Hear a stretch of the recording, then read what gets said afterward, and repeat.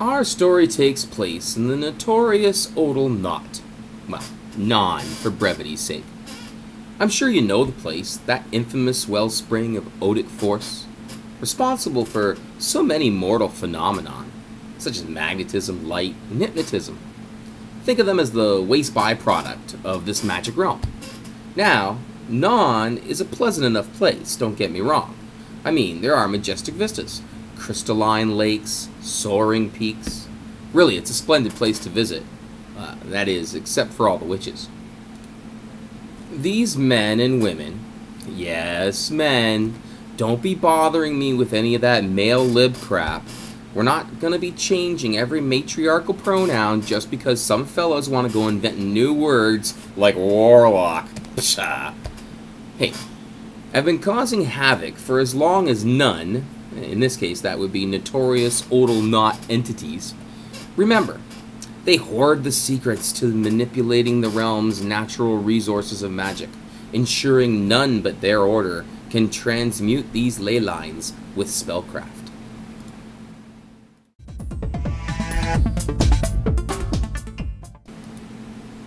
Yet, the little people, figuratively little mind you, as in downtrodden and oppressed, rather than vertically challenged, of Non persevere. They toil in their ambrosia fields, roast furry trout on the shores of their lakes, and ride fierce Axix into battle when their lands are threatened. The witches, though, exist as a separate upper caste, leisurely living off the labor of the denizens of Non, free to pursue their petty gossips, rivalries, and intrigue. An aristocracy of adepts, these witches have forged a feudal society that functions, if one can call it that, at their pleasure. Of course, all that was before that verdant scamp set their broomsticks a-twitching. Can Abigail free the little people of Non? Could one melanin-challenged witch actually change the status quo? Will Spooky fall in love? Huh? Well, all those questions and more will be answered in the pages of Spooky Abigail.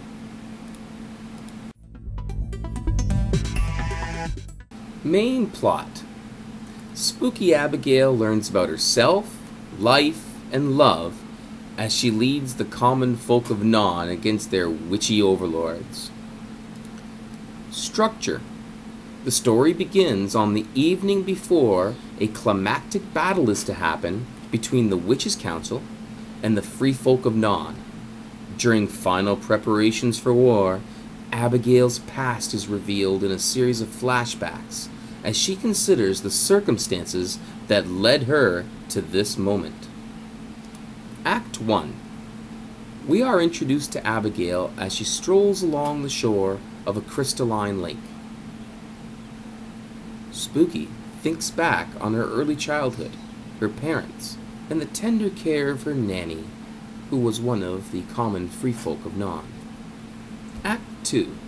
Abigail wanders through her armed camp, boosting morale and lending good cheer to the forces she's supposed to lead into battle come morning. She's surprised at the respect and admiration this militia has for her, well, especially considering how little self-esteem she possessed when she was a teenager. Act 3. Spooky recalls, in her senior year of school, meeting the dashing, though often infuriating, young Adon. We discover that Abigail's been wandering through the militia camp in part to delay seeing Adon, who recently proposed. She summons up her courage, though, in order to give him an answer. At which point, a dark stranger appears in a mushroom grove, warning the young couple of disaster should they try to fight the combined magics of the Witches' Council.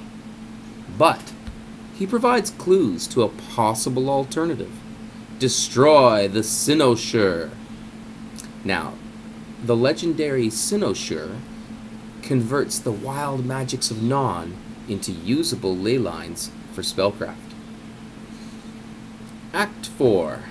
Abigail and Adon hurry to the secret location of the fabled Cynosure, the mystical focal point of the land of Non. After overcoming trials and challenges, they shatter the cynosure, sacrificing Abigail's and all witches' ability to use spellcraft. Act 5. The Witches' Council is powerless and surrenders before the combined might of the free folk of Non. Abigail and Adon marry.